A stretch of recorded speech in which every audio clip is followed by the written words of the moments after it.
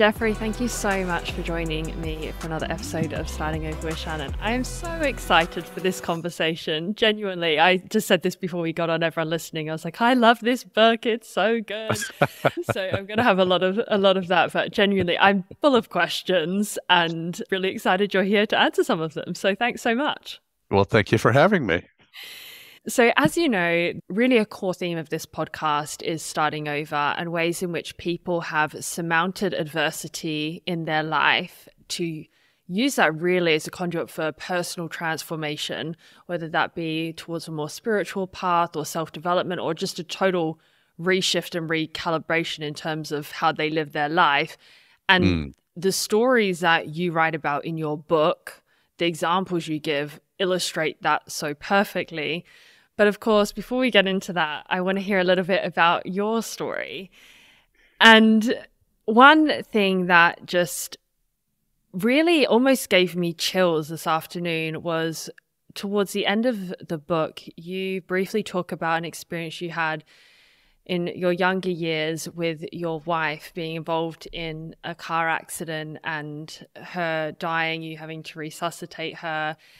There was a really moving synchronicity for me in that moment, because I've spoken about this with my podcast listeners before, but last week we had our best friends and neighbors also involved in a similar situation, with the father losing his wife and his 10-year-old daughter in a car accident. And he was the one also who found them. And now me and my partner, we're supporting them as much as we can. But just hearing that you had also been through that and the words that you shared in those pages, I immediately highlighted it all. I sent a copy to the beautiful father involved in all of this. So this is really where I would like to hear your story and how that experience was for you, and how did you manage the grief that I imagine that entailed? Yeah, well, I'm so sorry for your friends. That's devastating. And, you're talking about starting over, right? And that was a starting over for me. I've needed to restart my life a few times. And I think, honestly, the spiritual teachers often say that at the very core of the universe is this dialectic of we die in order to live, we go down in order to go up, we need to be willing to be last in order to be first. And that's what death often is, whether it's the death of a physical body, of someone we care about, or giving up the false self, or the death of the false self so that a more authentic self can be born for someone who has a terrible illness. And then time begins to go by when a person is not spending so much of their time taking care of the needs of others, and they begin to be willing to take up space for themselves and to honor the truth and the dignity and the value of what they bring into the world. And then the trajectory of their illness begins to change as they heal. So there's a lot to this. Give you a little background about myself. I was born into a family. My father came out of the Amish tradition, which is extremely conservative. And when I was 2 years old, we moved out of that community. I was raised on a farm. My parents left outwardly, but not so much inwardly. So I grew up without much access to things like TV or radio or store-bought clothing much of the time. I was living at home in one religious world, but then going to school where science was valued and where we were studying things outside of the Bible and learning about social studies and reading literature, all of which was highly suspect at home and deeply concerning. And so I started at a young age, I think, trying to reconcile very different worldviews. And I was rebellious as a young teen. It's a very violent family that I was in, and religion was used to justify a lot of violence and to support it. So I left for college, and that continued to introduce me to a very different world. Jane was my fiancé. We met in college. She was actually the first person I ever really dated. I'd had one date in college, no dates in high school. So I was young, I think, developmentally. And so we became very close over the course of a year and a half. And then during our sophomore year, spring break, we were on our way to Connecticut from Chicago to spend spring break in Connecticut. And we were in a car accident when a truck jackknifed across the road in front of us. And we hit the icy bridge that the truck had lost control on, and then hit the back end of the truck, and the driver and Jane were killed. I took Jane out of the car and did CPR on her for a few hours, waiting for, because the ambulances couldn't get in, the chopper couldn't get in because of the quick change in weather. And then I found out later in the emergency room that night that my grandfather, a rancher out in Montana, had died unexpectedly that day of a heart attack. These On were the really the same only day. same day. Wow. Yep, March 6th. And these are the only two people I felt cared about me. And so it was a devastating loss for me.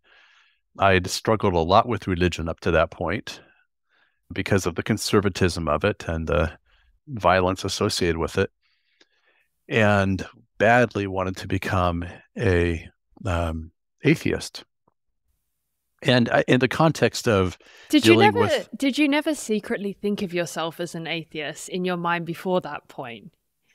Well, I think I was under the spell of the religion that I'd grown up in some ways, and it was still the child's appropriation of the religion of my parents and the religion of my subculture. And so it was not truly my faith, I think, in some ways. I think in choosing to feel the grief of losing Jane and my grandfather, a lot of feelings came up from the past that were unresolved and that I'd been suppressing. Yeah. And so in dealing with those, I badly wanted, I was this angry, hurt, confused kid, basically. And atheism seemed like a path of liberation in some ways. But the things that gave me pause were these strange synchronicities or events that occurred around Jane's death. For example, a couple months before the accident, my best friend in college had given me this book called A Severe Mercy. It's a book written around letters between C.S. Lewis and Sheldon Vanauken, who had been a student of C.S. Lewis at Oxford.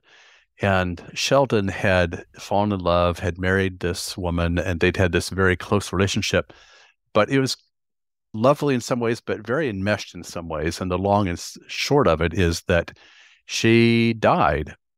And in the series of letters between Sheldon and C.S. Lewis eventually says, "This was a severe mercy for you. This was an awful thing that happened, but also a mercy to you in the sense that it gave you back your authentic self and gave you a kind of quality of spirituality that you just simply had not had prior to this degree of suffering and life transformation." So my friend David had strongly encouraged me. He said, "You got to read this book." So I read the book, and then Jane started to read the book on the day of the accident that morning while we were driving from Chicago to Connecticut. And I had to take that bloodstained copy out of her hands when I took her out of the car. And then the next bizarre thing that happens is that here we are on Highway 80, this major highway in Northeast Pennsylvania, away from, long ways away from everyone, rural part of the state. The first car that stops at the scene of the accident, turns out they were the close family friends, the best family friends of my friend David, who, they didn't live in Pennsylvania. They lived up in New Hampshire. There's no reason why they would be there right now, but it's just strange that they found out what college I had come from, and they said, "Oh, do you know David Strodel?" So I was like, "Really?" So that made no sense, right? So for someone trying to become an atheist, that's an uncomfortable experience. So, and then this series of other things happened because I was putting myself through college and devastated after the deaths of Jane and my grandfather, and trying to work 2 or 3 jobs and deal with classes and my grief and struggling, and then had some events where people who knew nothing about my financial situation, just on the last day when I either had to have the money or I had to drop out of school, 2 checks came in the mail, just people just saying, we have no idea. We just wanted to give you a little money, let you know we care about you. And it was just enough to stay in college. Wow. And so you just can't make this kind of stuff up. Yeah. And so I ended up going to seminary at Princeton a few years later, just trying to understand, Yeah. what's going on here. And then I walk into the Princeton seminary campus. Uh, I'm asking, okay, is there anyone reading Kierkegaard, a scholar in Kierkegaard? Is there anyone doing work in psychology and spirituality? It turns out there's this guy named James Loder, who's a world-class expert in both of those areas. It's not like 2 professors were doing this stuff. And he had written a book called The Transforming Moment, which starts off talking about his own accident experience and how that changed his own ways of thinking as a theologian and psychologist. And he just writes about how complicated it is to become a truly spiritual person when you're already a tenured professor of theology in a seminary. So, and he just became this incredible mentor for me and completely changed everything about my way of thinking and healing. Okay. So, yeah. We'll speak to that a little bit on the healing front. So I can hear that it shook up the wannabe atheist, but but in terms of you actually healing yourself from the tragedy that you faced there, I mean, what was involved in that for you? well, I think a lot, and I think there's some things you revisit later after you think you've healed them. I think the life is kind of an upward spiral of revisiting old topics sometimes, but in a more refined form. Isn't I that a think, Carl Jung idea? An yeah, upward kind of, spiral? right, Yeah. right, yes. Yeah, Carl Jung certainly studied healing at a deep level for sure. A great Swiss physician, one of the greatest, sitting on the shores of Geneva, I think, doing his stone masonry and artwork and Yeah. writing. But yeah, I think seminary helped me get on a path of healing intellectually in some ways. James Loder, my mentor, was writing books with physicists at that point. And so I'm going really deep into the structure of intellectual, um, the basis of Cartesian and Newtonian ways of thinking and how we bring modern science and different disciplines next to each other in a way that allows psychology and spirituality and medicine to stand on their own terms and not be reduced from one to the other, for example. But intellectually, that started an important process. But emotionally, I was slower to catch on to some of this. I think in more recent years, beginning to engage the deeper parts of my own psyche to begin to understand what trauma is at a deeper level and what it means to heal, what it means to heal our false beliefs and begin to experience the value that each of us, every person in the world, brings into the world, the unrepeatable uniqueness that we each bring, and to value that, to not apologize for it, to address the shadow side of that Yeah. that's often related to trauma, and to begin to see and experience that in others. That's been a path more of trauma education. Internal family systems work has been a path I found really useful in that way.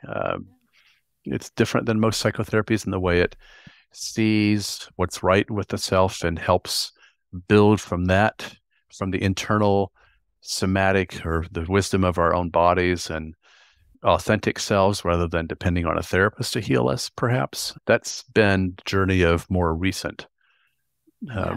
time for me. Well, I ask that also because you mention in your book the importance of asking about emotional nutrition, not only in Right. realizing how key emotions really are. And I wonder genuinely, I'm more emotional based as a person, I think. My approach is I feel first and then I kind of think later. And that's meant that I'm very sensitive and often receptive to even the healing techniques and really opening up in that way. But then I've often wondered, and I work on the intellectual side of things there, and discipline and everything else that comes with that. But I've wondered with the people who really do have that strong intellect and mind. And then, of course, all of the accolades and the achievements and everything, the big stamp from society that tells you you're on the right path because of the intellect, whether that in some respects could even be a hindrance in one's own development or healing. I think that's a really important point. I think it has been for me. I have, according to what the world says, some big positions, some big affiliations. I did my chief residency at Harvard in the Victims of Violence program, so I thought I was very well trained in trauma. And yet I look back and there's so much emotionally that I didn't deal with in the course of my training in becoming a physician and even a psychiatrist. I think a lot of that's because the intellectual world I live in supports the intellectual world, but doesn't root itself enough in the emotional world, or in knowing how to provide adequate emotional nutrition, or even knowing how to access the somatic wisdom of our bodies. Yeah. I'm embarrassed to say that's been an issue. Yeah. Well, you have bucket loads of humility, and that is certainly something that I think stood out to me initially in communication with you, and also is so clear in your book as well, the kind of humility and the humanity you bring. And I genuinely think that is quite rare, especially amongst people who have had all of those achievements and so on. What would you say are some other key moments in your life, looking back, that have really steered you down another path? I think part of that might be knowing I'm kind of a farm kid at heart in some ways.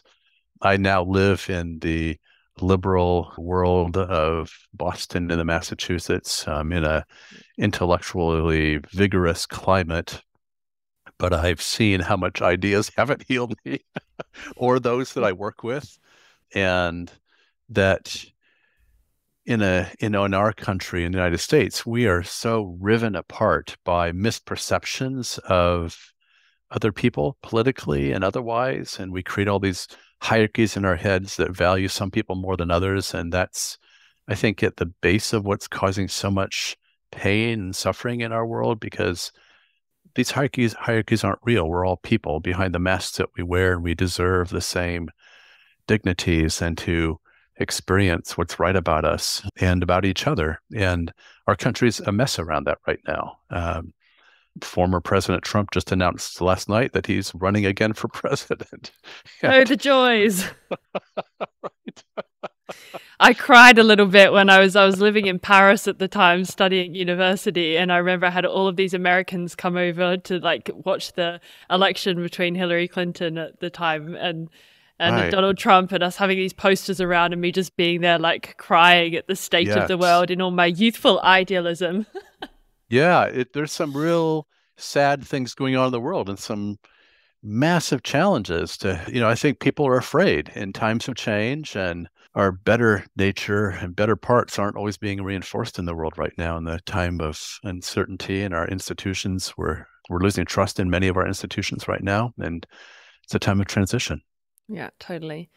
There's nothing like, at least in my experience so far and the people that I've spoken with on this podcast, there seems to be something in facing a traumatic experience in life or some form of hardship that can really break somebody down, but also lead to some breakthroughs that they never thought possible for them. When you're talking about this false hierarchy, this ego-based superiority or inferiority, because it can also go on the other side, right. A lot of that can be really shaken up through a sense of adversity. And that's why I think that's even, I'm doing what I'm doing. It's looking much deeper, the much deeper layers. And something I found really refreshing actually in your book, and praise being a medic and talking about this too, because actually on my first interview where I spoke with a doctor who actually became very disillusioned with the profession, and she left because she was frustrated with the fact that there was a continuous treatment of symptoms rather than root causes. And she felt like she was always band-aiding over something and never fully healing or helping somebody to heal in that way. And she Yes. left. And like you speak about that a lot in your book too, and say that spontaneous remissions can give us a clue into root causes of things. So could you speak a little bit to what spontaneous remission is in the first place, and then also why that could give us a bit more of a clue into root causes? Yeah, I think it's so important how you're framing things. So let me try coming at this from a couple of different ways. I think spontaneous remission, we are taught in medical school that when an illness just disappears, especially an incurable illness, that when it disappears, that's called spontaneous remission, and we're taught that that's a fluke with no medical or scientific value. If you are on the spiritual or religious side, we call these events a miracle or spiritual healing. From my view, all of these terms are black boxes that have never been unpacked with the tools of science. The word spontaneous in this sense means without cause. Can you imagine a more unscientific way of thinking than to assume that something doesn't have a cause and therefore is not worthy of examination? That's just, everything has a cause. It's just, so we're not asking the questions. Yeah. Right. So one of my pieces here is to try to advocate that we look into these events that have medical evidence, because there are really important reasons why these people are getting better, and these patterns replicate themselves over and over and over again when you start to study these individuals. So there's that. You'd said a piece also about trauma. What is it you said about that? About like how that could be a glimpse into healing root causes, not just the symptoms. Yeah, I empathize with the person who came on your podcast and was disillusioned with medicine. I personally am starting to face my own complicity in this issue. I have been working quietly with patients one-on-one for many years, but I'm just starting to recognize I have been complicit with larger systems of injustice where patients are treated in terms of symptoms instead of causes. And when causes can be treated, we have a responsibility when people are interested to help them begin finding those pathways. So there's a lot of reasons why medicine and psychiatry only treat symptoms instead of causes. And I am realizing the need to take a more public position on this and do this really differently, not just one-on-one with patients, but also in terms of addressing the shadow side of the institutions. Yeah. I mean, why do you think that is? I've heard at least that sometimes medics, they don't see that as being their role. It would often be put onto politicians or educators. We need to get into and I think that is necessary too. We need to start educating children on the importance of self-care and relationships and nutrition and things that are often absent in standard curriculum and syllabus. But I wonder from the medical perspective, whether that's just not our role. We're here to make sure that this doesn't lead to death or drastic health outcomes, but not necessarily going through the layers before that. Yeah, I think there's a lot to this. I think the process of training to become a physician is a very powerful socialization process. And so you have these well-intentioned, idealistic young people who go into medicine and get trained and socialized to the point that we don't even ask common sense questions any longer about what it takes to heal. So by and large, doctors don't ask about what it takes to heal an illness. We don't even study that by and large. We are trained to make a diagnosis and start a medication, and that's as far as it goes. I just got off Zoom just before our meeting with Jill Bolte-Taylor, who is this world-renowned neuroscientist. She was actually working here at McLean many years before I came here. She was a neuroscientist who had a stroke at age 36 that took out most of her left brain. She had a full recovery from her stroke, and she gave the first TED Talk that went viral. So her talk about her stroke recovery has been seen many millions of times. She wrote a perennially best-selling book about her stroke recovery and about how she had this full recovery. It's called A Stroke of Insight. She has been named by Time Magazine as one of the most important people of 2008. She had Oprah, who is doing a movie on her life. Anything she touches is this amazing thing about stroke recovery. When she and I met, she said, "I've been waiting for you for 22 years. She said, in 22 years, not a single doctor has ever asked how I had a full recovery from my stroke. And this is in spite of Did you get the 20 years of frustration just lobbed onto you in that moment? Yeah. So here you think we will be all over this. This is the perfect person to begin trying to understand that healing can be possible. And what does that look like? And what does it require? No interest. and so every person I've studied in 19 years of doing this research with people who have medical evidence for recovery from incurable illnesses, not a single person I've studied has ever had a doctor get interested in how they got better. The good doctors say, well, whatever you're doing, keep doing it because it's working, but they're not curious. Yeah, man. And the other doctors can get irritated. They might fire the patient. They don't want to hear about it. They get irritated or angry. I mean, what do you think is really informing that? I guess it's multidimensional, but what do you really think is at the root of that? I think it's a lot of things. I think that the socialization process of becoming a physician is very powerful. And so you get pushed into this way of thinking that excludes other ways of knowing. So you end up opening up certain parts of your brain and shutting down other parts of your brain. I think that the trifecta of pharmaceutical companies, which play such a massive role in our education, the way that interacts with the academics who are basically paid to get certain results or to sign off on results, and the way the interaction of these two institutions interact with, say, government and lobbyists and the recommendations by government bodies, that trifecta is true up to a point. I mean, I prescribe medications to treat symptoms temporarily. I think medicines can have a life-saving role at times. They are very important, just like vaccinations can be really important for COVID. But it's also not pure science. There's a spin science to it aspect or a business interest. And so that is a very deep hole that's often not examined adequately by those of us in medicine, and we don't pay attention to that shadow side.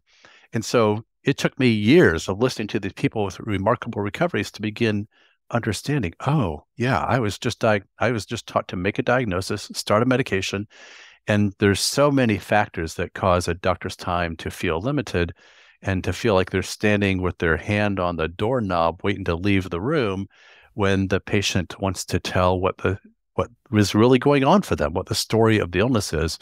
Doctors are taught to exclude the story, which frankly holds the clues to what healing is going to entail. And the doctor is taught to exclude the story, to simply focus on the underlying signs and symptoms in order to make a proper diagnosis. And by missing the story, we miss the opportunity to figure out what would help this person heal. Yeah. Can you tell us a story or two to really illustrate this idea of what a spontaneous remission is and why it can be so important to know about? Yeah. Let me just preface this by saying that, I was taught in med school that our illnesses are mostly genetic, and that once we map the genome, we will be able to begin figuring out how to heal these illnesses. That turns out to be false. We now know that 85 to 90% of the illnesses from which people suffer are lifestyle-based. Really? And that all the major killers are lifestyle-based. Heart disease, diabetes, cancer, autoimmune illness, lung disease.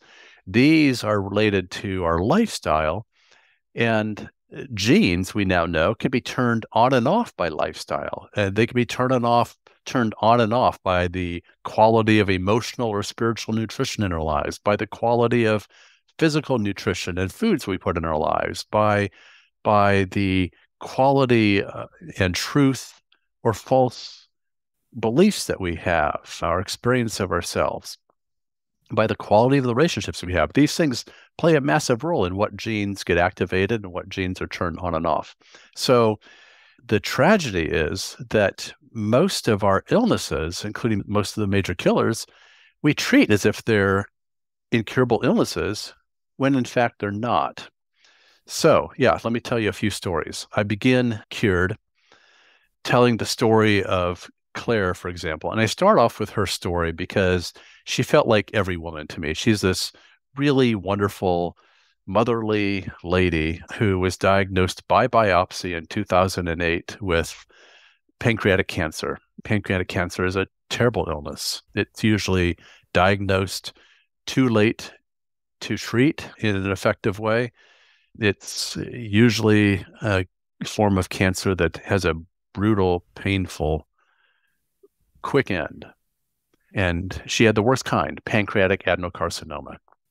So this is a very personal and professional journey, this whole effort to study these illnesses, because I had read so many articles in theology and psychology and medicine at that point.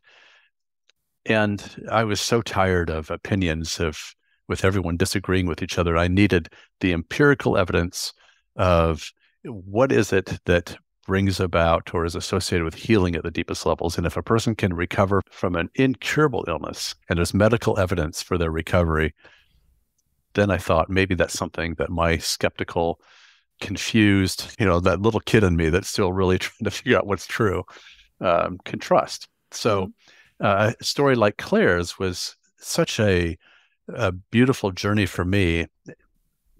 She was a common sense lady who valued science and medicine and had spent a life following doctor's orders. But when she was diagnosed with this cancer and told that she had a matter of months to live, she decided that she wanted to spend the time that she had left finishing well and spending time with people she loved rather than spending much of her time in dark or gloomy doctor's offices with other people who were dying. She was going to die anyway. Pancreatic cancer treatment didn't offer anything that was going to do anything except maybe prolong her life for a few months. So she decided to not pursue surgery or chemotherapy or radiation and just try to focus on quality of life for the time she had left and on finishing well. And she began to make a lot of changes with her life. She worked through books about how to prepare for death. She began to address relationships where she wanted to forgive people who she had harbored some hurt towards and had felt rejected by. She began to eliminate processed foods from her diet slowly. She read an article that said salt is bad for the pancreas, so she got rid of salt, that sort of thing. And just very humanly went through this process. The biopsy was in 2008. Then she had a CT of the abdomen in 2013 for unrelated reasons. And her doctor came out of the room and said, "Your cancer is gone." And then they thought, well, there must have been a wrong diagnosis. Yeah. But there was a biopsy proving that it had been the right diagnosis. Her doctors didn't know what to think. And some of them were irritable. But things continued to unfold for her.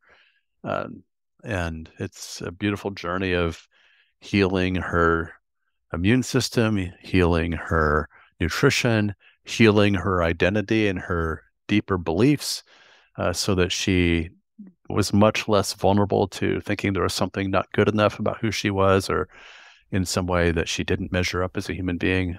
So it was a beautiful story for me to be exposed to. Yeah. And I think one thing that I read in your book was you spoke about how in a lot of TV or radio shows, there's often a focus on people questioning whether this is real and never really asking the questions about, so what, basically? What is the implication? Yeah. Why does this matter? What are the lessons that we can extract from these cases to learn how to live better? And I so resonated with that because it's almost, my partner's actually an expert in near-death experiences, so noetic sciences. Oh. And it's really? And it's a similar thing with him in that he says, well, is this real? Is this a real phenomenon? Is there such thing as a soul or conscious? Like, they're important questions, but so much that we can learn is actually how to live well now. And I so resonated. I thought there was a similar link there in terms of the lessons we can learn. Yeah, well, I really appreciate what you're saying. And it makes me think about the role of trauma again that we've talked about and the role of finding out that maybe a situation or a relationship wasn't what we thought it was. Leonard Cohen said that we're all cracked so that the light can get in. I think it Yeah, was. that's yes. And I think I'm starting to realize that in two different ways. First of all, we are cracked and we're all a little bit crazy in our own ways. And I'm realizing that that's okay and we can work on healing that, but we also do really well to let that crack of the ego break us in a way that the light can get in. I also am starting to realize, rather later than I wish I would have learned, but that those cracks in us cause us to need others in a way that's very beautiful, and not in a codependent way, but in a way that we can really enjoy and understand the importance of having others be intimate with us and to share our cracks with them in a way that's safe and vulnerable. And again, knowing how to choose safe individuals is a big thing. But those cracks in our efforts to grow towards wholeness, we need each other. In part, Mm. that's the beauty of us needing each other because we aren't all completely whole in ourselves yet. And It makes me think of a previous interview recently with somebody else who lost his wife, and he said somehow the whole experience was laced with beauty. And I didn't fully understand that. I could imagine, but I hadn't really seen it. And then I went to this funeral for the family that I was speaking about. And because it really shook the community, there was about 300 people who showed up. And it was beautiful. People were openly grieving, but people were openly loving too. And I really understood at that moment what the laced with beauty actually meant. And so, wow, something that you share, you write in the book about whether it comes from a therapeutic session, a loving relationship, deep meditation, focused imagery, love touches and heals something that medications can't touch. I loved that. Can you speak to that a little bit, the role or power of love in healing? yeah, I think there's something in our deeper self or soul that is scanning the environment all the time. Every time we walk in a room or every time we see somebody, we're looking for an experience of unconditional love in some way. And ultimately, that has to come from within as something we learn how to provide for ourselves without qualification. And that also addresses and can work with the shadow side of who we are and the shadow side of others. But that need goes so deep in us, I believe. And the people I study who heal, whether they healed in 10 years or very quickly, that is very relevant to how the healing occurs at the deepest level. Jill Bolte Taylor, who I mentioned, this neuroscientist who had a full recovery from a stroke, writes about the same kinds of things that the people that I studied talk about over and over and over again. Their eyes light up and they want to help me understand the role of unconditional love in experiencing this. Jill's brain, she lost her left brain, but she didn't lose her right brain, which lives in the eternal present. And it was just the unconditional love without the criticizing presence of the left brain. And that played such a big role in helping rebuild a new healthy brain, but also a new healthy identity that was less susceptible to judging herself and criticizing herself or feeling not good enough in some way, and was able to be reparented by her mother as she healed in some ways and then learned to reparent herself with less criticizing Yeah. And self. this really speaks to the fourth pillar that you describe in the book, doesn't it? Yes. Let's go through a little bit these four pillars of health that you outline in your book. So healing your immune system, your nutrition, your stress response, and your identity. Let's start with immune system. Yeah, that's really big in a time of the pandemic, right? so so I think Western cultures have spent many years. I think medicine is kind of in an early stage, and we are now beginning to transition to the next stage of medicine, a new era where we actually study how people heal, where we study things like the microbiome, which is about healing the immune system, since 80% of our immune system resides in our gut, and what it means to create a healthy microbiome. That is about healing the immune system, and about healing the chronic inflammation in our bodies is such a big part of the way we design Western bodies, with the highly inflammatory foods that we tend to consume and the highly inflammatory lifestyles that we tend to create and foster in our environments and in our frenzied, stressed families, for example. So I tell the story of the immune system this way, and I know we have to be brief here. The immune system heals a lot more than just infections, for example. The immune system takes care not only of eliminating pathogens like viruses or bacterial infections, but also eliminates the mutating cells that become cancer if they're not caught early.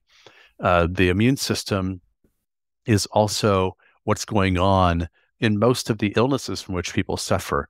Heart disease is a disease of chronic inflammation.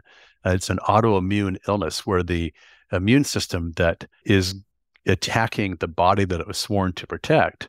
And that's what autoimmune means. It means self-attacking. So heart disease, diabetes, cancer, many autoimmune diseases. These are all autoimmune diseases where the body's immune system, these brilliant cells and cell subtypes, are attacking the body instead of the problem.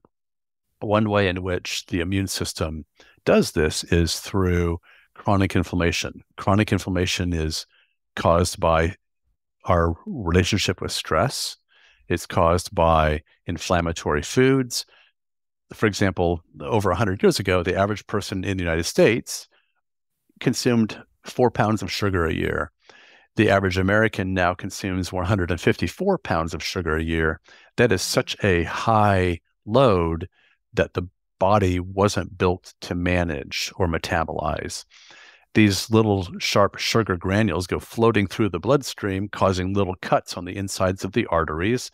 And the beautiful immune system comes in, tries to repair those cuts, and creates little scabs in doing so. But then after a time, if you keep putting these inflammatory foods like sugar into your body, and I'm not against sugar, I'm against the quantity of sugar that our culture tends to consume, these little cuts and then the repair of these cuts create scab upon scab upon scab, which then years later we call atherosclerosis, and that's heart disease.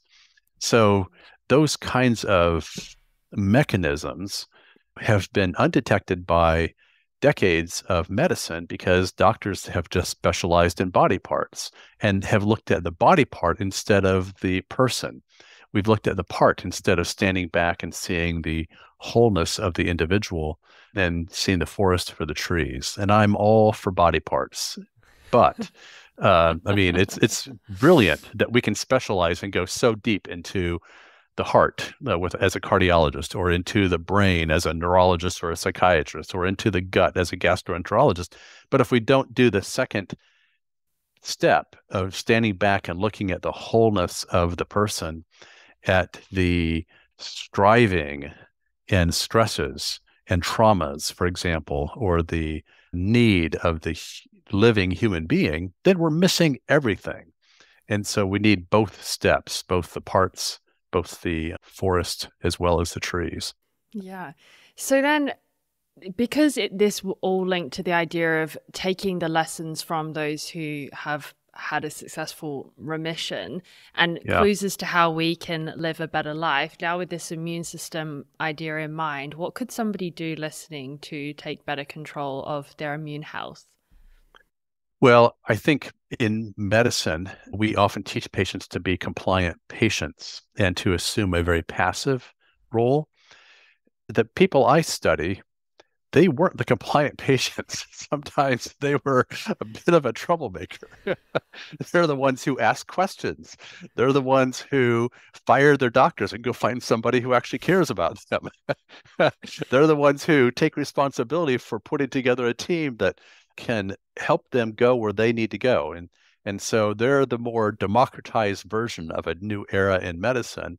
And what I love about millennials, for example, is that they are much less willing to just be passive about anything. They're much more multidisciplinary in ways of thinking naturally. And they're much less beholden to the empires that have been constructed by these old ways of thinking that have nothing to do with their health and vitality. And they want to focus on well-being and getting a life. Yes. So, Yes. You're making me that's, feel proud to be a millennial. Thank you. yeah. I mean, you guys are the ones that are going to bring about the future that we desperately need. So hold your peace and don't be compliant. Subvert the dominant reality. Yes. Fist pump. Right. Yeah. So, immune health, stress response. Let's speak about stress responses. We know well, I say we know, generally the average person knows that stress equals bad. Some good stress to give you some motivation and some energy, but also leads to a whole host of problems, health problems. And yet we're in a highly strung out, stressed out society with a lot of competing roles and tasks to do. It feels never ending. So like stress in many respects feels at an all-time high.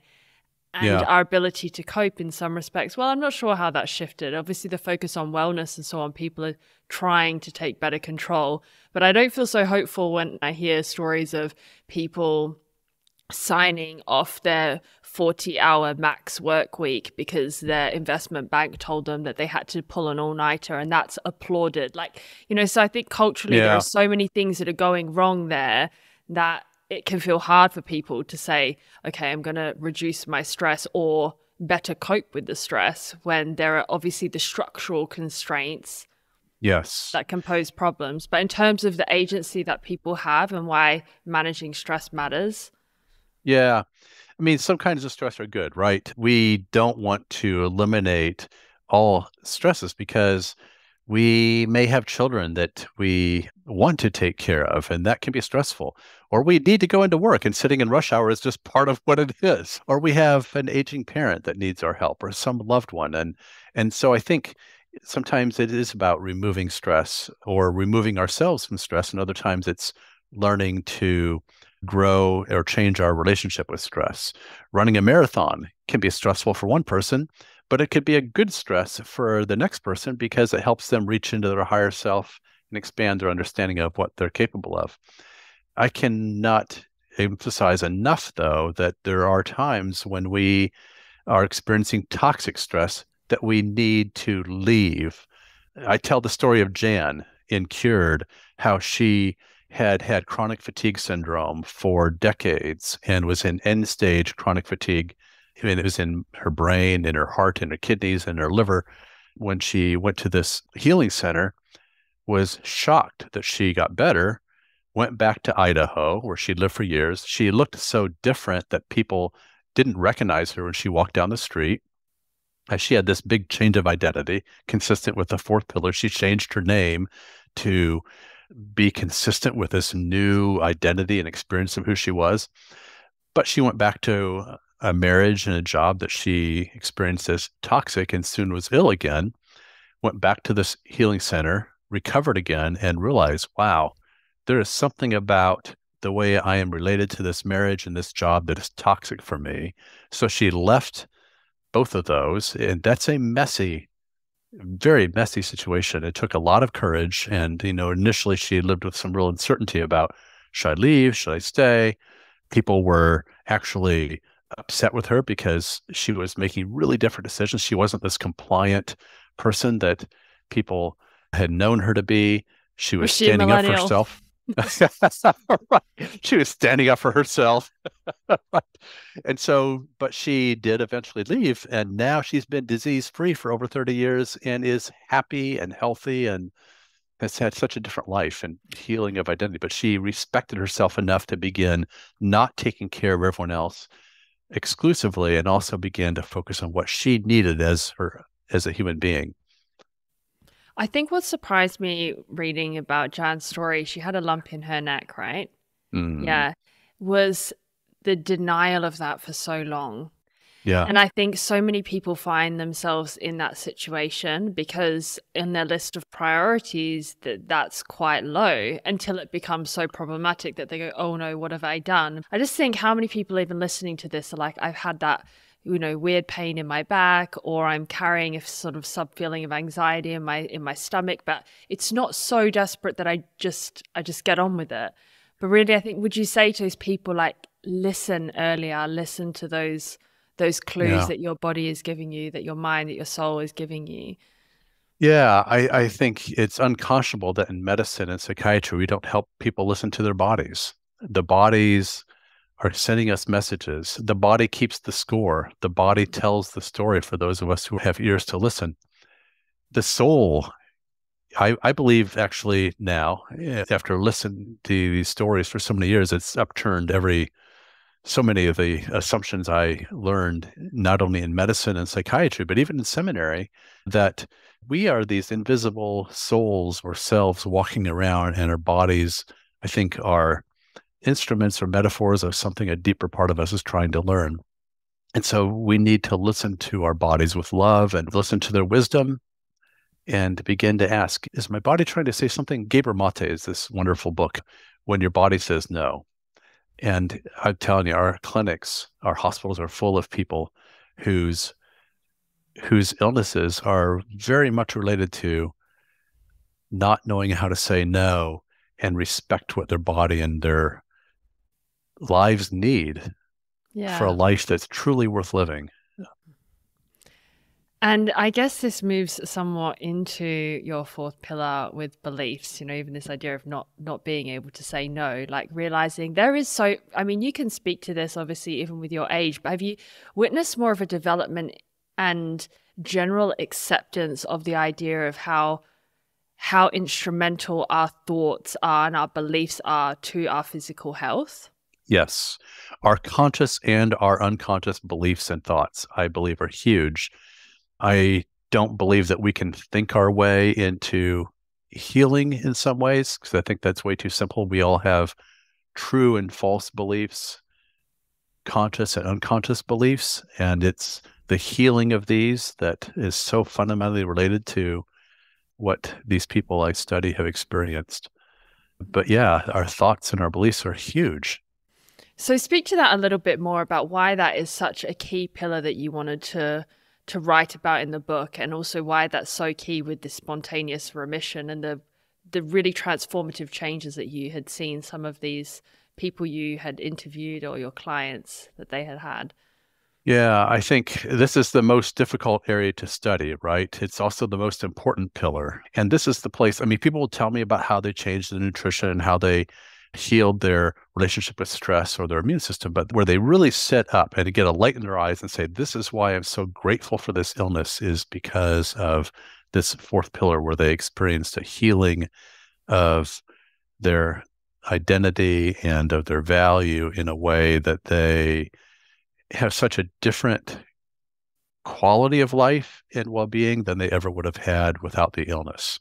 So it's the most difficult area to understand and get my head around, but it's the most important. So what would be some examples of a transformation, what somebody had gone through?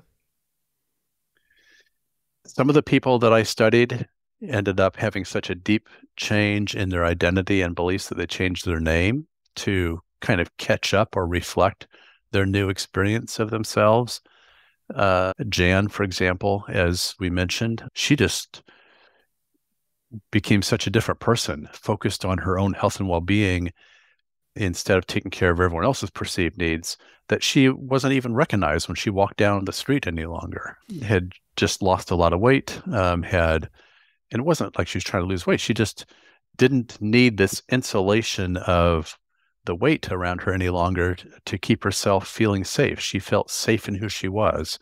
She had been able to heal a lot of the trauma that she'd experienced, for example. Yeah, so I imagine that's really key, like the piece on trauma and cultivating deep, true self-worth and things Yeah. maybe relinquishing fears that they had been immobilized by so much in their life, setting boundaries with other people, being more Yep. careful about who they associate with perhaps, or eliminating people that have negative influence over them.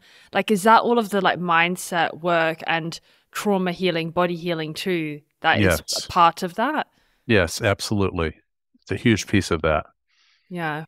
Well, you definitely had two big ticks from Gabor Mate and Bessel van der Kolk with their endorsement of your book. I noticed there two of Oh, the yeah, big right. names in trauma healing. Yeah. Yep. Yeah. Hmm. I'm going to move into a final fast few questions now before we wrap up, Jeffrey. And the first thing I wanted to ask is there something that you used to believe that you no longer believe? Yeah. I no longer believe that compliance. I think there's so many ways in which we are trained and socialized into living lives of being compliant in families and in institutions. I think finding a way to celebrate all of who we are in a more whole way, feeling comfortable having all of our feelings. I was raised in a religious culture where anger was thought to be a problem, for example, or that lots of feelings were thought to be a problem. And I think learning to accept all of the range of feelings that we have and begin to interrogate what those feelings reflect, where they reside in our bodies, maybe what they're telling us about what our bodies and our deeper selves need. I think a belief that has received a lot of work on my part is this idea that there's something that I guess realizing how precious and unrepeatable and unique every one of us are, and that all of us bring a light into the world that nobody else can bring.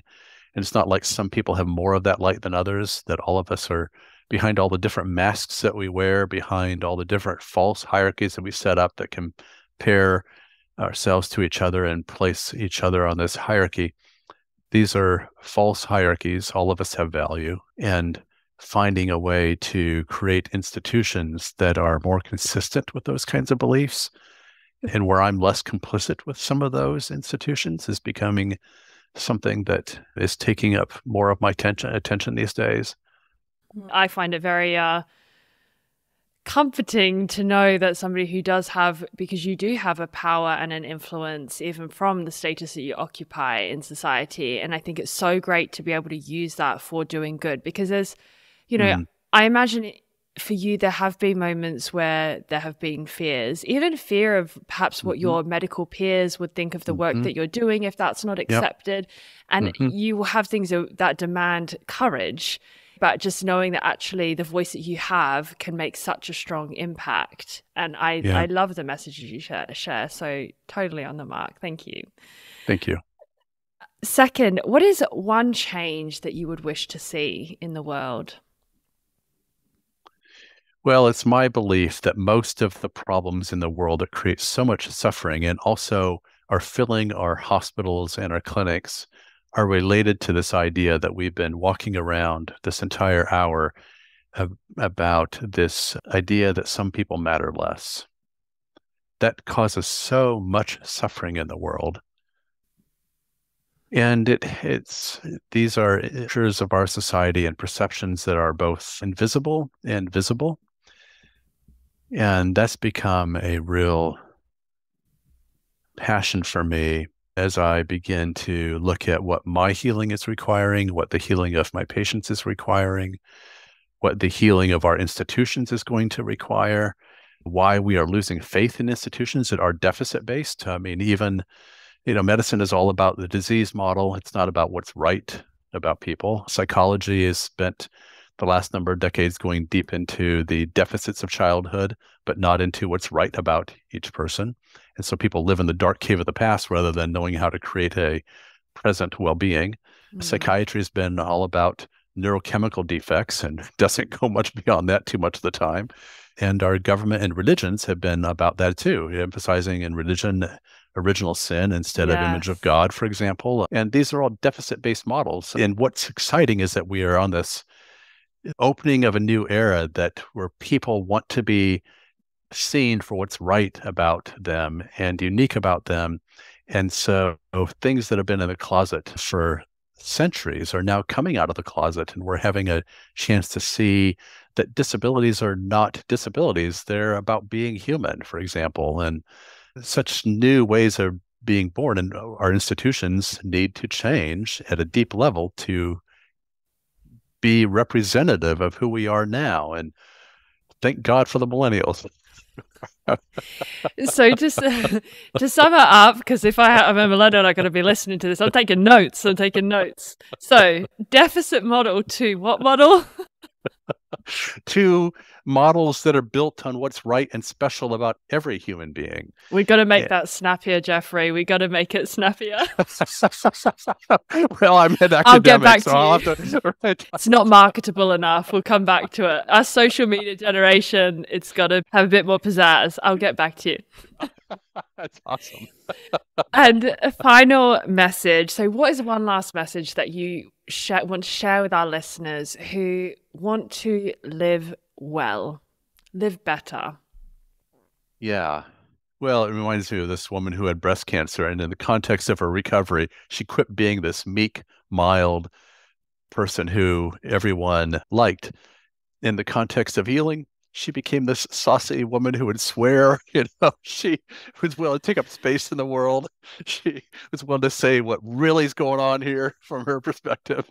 And I think that was really important for her healing. So I think be willing to honor the dignity of what you bring in the world and take up some space in the world. Be grateful for all the things that you bring, and be willing to look at what's right and examine the shadow. Yeah, I love that. Beautiful message. Thank you so much for sharing that. And for everyone listening, I genuinely encourage you to go and buy this book. Like I said, it's one of the best books I've read in a long time. I think Jeffrey brings such a knowledge and a wisdom from all that you've done, Jeffrey, but also the way that you can really translate that and express it in ways that are simple, tangible, heartfelt, connected. I connect with the stories that you share and find meaning and truth in that. And I think that's really, really powerful and very memorable too. So yes, everyone listening, go and get yourself a copy. And Jeffrey, thank you so much for your time. It's been a true pleasure. Thank you, Shannon, for having me. Thank you for the work that you do.